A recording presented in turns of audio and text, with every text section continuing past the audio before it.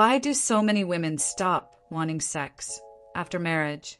It's the question people avoid asking because it's uncomfortable, because it challenges popular narratives, and because the answers aren't flattering. Yet, this question quietly destroys marriages every single day. Couples drift apart, resentment grows, intimacy fades, and both partners end up feeling lonely while living under the same roof. Today, we're not talking about surface-level explanations or comforting clichés. We're talking about what's really happening inside a woman's mind and body when intimacy shuts down. This isn't meant to attack or shame anyone. It's meant to tell the truth, even when that truth is hard to hear. One of the biggest reasons women lose interest in sex is something few people ever stop to examine. Many women feel that sex costs them something. Every time intimacy happens, it feels like they're giving away a piece of themselves. There's this internal sense of being depleted, as if there's an invisible well inside them, and each sexual encounter draws from it. Over time, that well feels dry. When you already feel exhausted, overwhelmed, and stretched thin, the idea of giving even more can feel unbearable. In those moments, sex doesn't feel like connection or pleasure. It feels like another demand. What's important to understand is that this feeling is real, but the cause is often misunderstood. It's easy to blame the husband and assume he's asking too much, being selfish, or only thinking about himself. But more often than not, the root of the problem has very little to do with him. It comes from a deep disconnection from oneself. It's not sadness in the obvious sense. It's emptiness. It's the feeling that nobody is home inside your own body. Many women abandon themselves slowly and quietly over the years. They give everything to their children, their household, their work, their extended family, and their friends. They become experts at meeting everyone else's needs while placing themselves dead last. When you live that way long enough, exhaustion becomes your default state. You stop asking yourself basic questions like, what do I need? Or what would make me feel alive again? Instead, you operate on autopilot. You survive. And when there's nothing left inside you, intimacy feels like an extraction rather than a shared experience. The irony is painful. Women who constantly put themselves last often end up feeling entitled to withdraw from intimacy. They feel justified in withholding, as if emptiness gives them permission to shut down a vital part of the marriage. But the emptiness didn't come from the husband.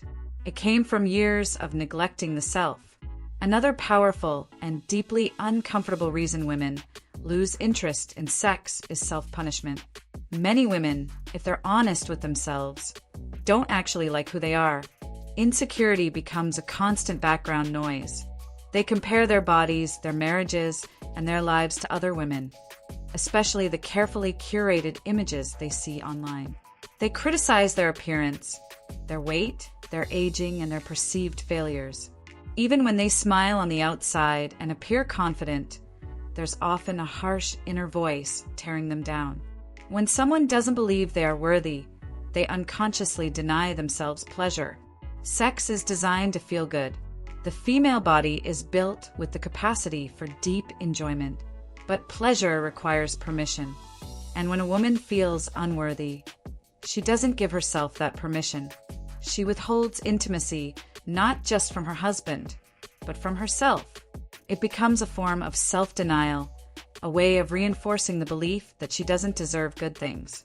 In doing so, she also punishes her partner, even though the conflict is entirely internal.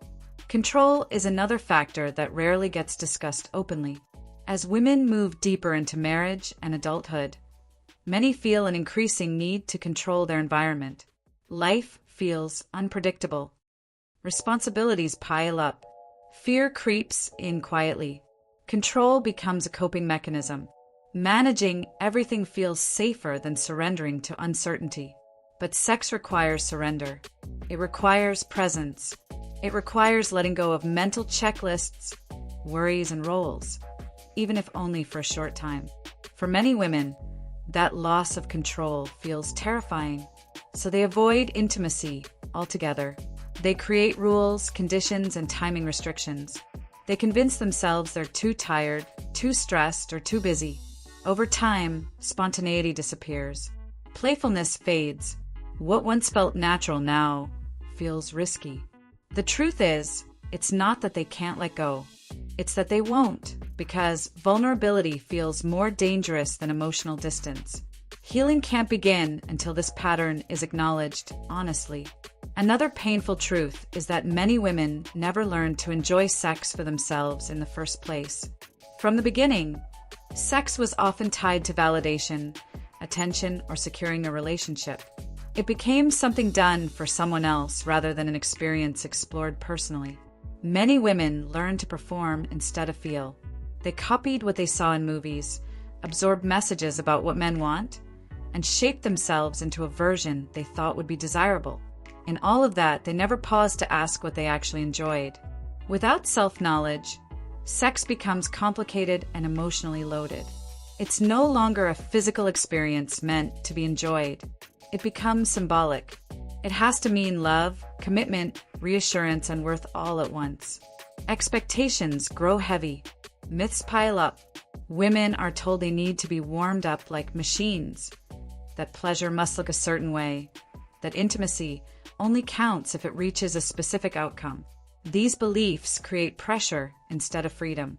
When a woman understands her own body and desires, intimacy becomes simpler, not more complex. The most difficult reason of all, and the one that causes the most resistance, is the role women often play in weakening their husbands.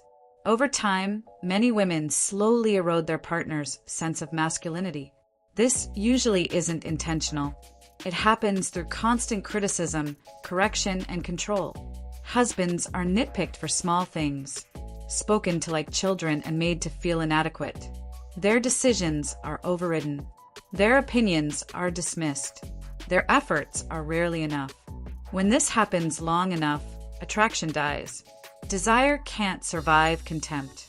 Many women later describe feeling repulsed by their husbands, without realizing they helped create the very version of the man they now reject. What's even harder to face is that this behavior often reflects how women feel about themselves. The resentment projected onto the husband mirrors internal self-loathing.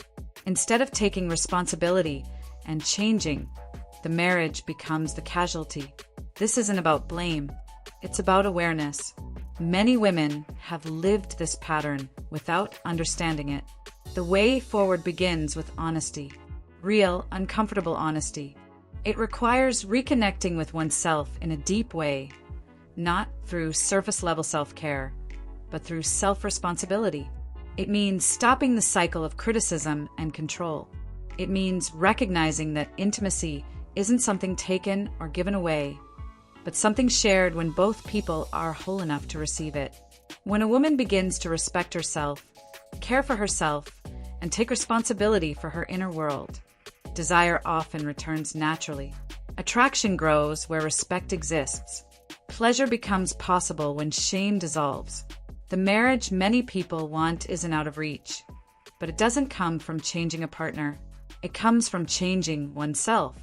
In the end, intimacy thrives where honesty lives. It survives where self-awareness grows. And it deepens when both partners are willing to face uncomfortable truths instead of hiding from them. These conversations are difficult, but they are necessary. They're the kind that don't just make people feel better for a moment, but actually change lives.